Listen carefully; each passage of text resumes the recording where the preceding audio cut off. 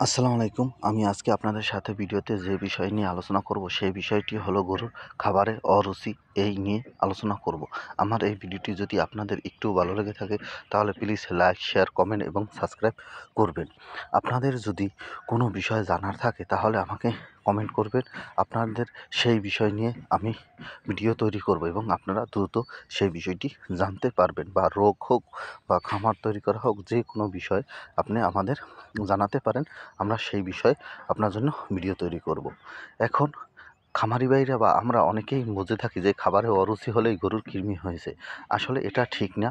অনেক সময় খাবারে অরুচি হলে ব্যাকটেরিয়া ও ভাইরাসের আক্রমণও হতে পারে, কিন্তু এই ব্যাকটেরিয়া ভাইরাসের আক্রমণ সুপ্ত অবস্থায় থাকে, তার জন্য খামারি দ্রুত ধরতে পারে না। কেননা যারা অভিজ্ঞ আছেন এবং যারা গরুর রোগ বিষয় নিয়ে কাজ করে তারাই ধরতে পারে।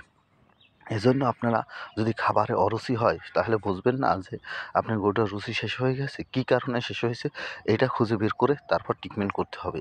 শুধু কৃমির ঔষধ আর রুচির ট্যাবলেট খাওয়ালেই আবার রুচি যে ঠিক হয়ে যাবে এটা না।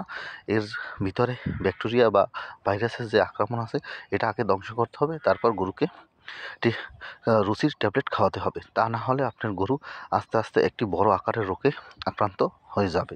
তখন আপনার অতিরিক্ত টাকা খরচ হবে। ভিডিওতে যে গরুটি দেখতে পাচ্ছেন এই গরুটি আজকে খাবার অনেক দিন যাবতই খুব কম খাবার খায়, কিন্তু এই গরুটির শুধু রাত্রেবেলা জ্বর হয়, দিনের বেলা কোনো জ্বর থাকে না এবং কোনো প্রকার সমস্যা থাকে না।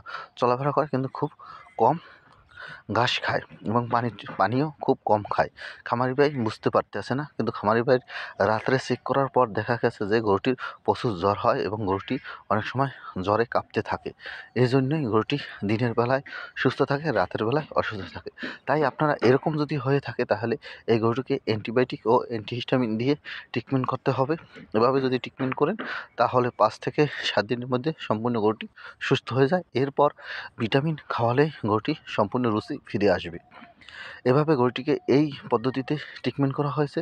যদি আপনার খামারে এরকম কোনো সমস্যা হয়ে থাকে তাহলে আপনারা সবসময় পর্যবেক্ষণ করে তারপর ট্রিটমেন্ট করবেন। তা না হলে কৃমি ট্যাবলেট খাওয়ালে কোনো উপকার হবে না। আমার এই ভিডিওটি যদি ভালো লেগে থাকে তাহলে প্লিজ লাইক, শেয়ার, কমেন্ট এবং সাবস্ক্রাইব।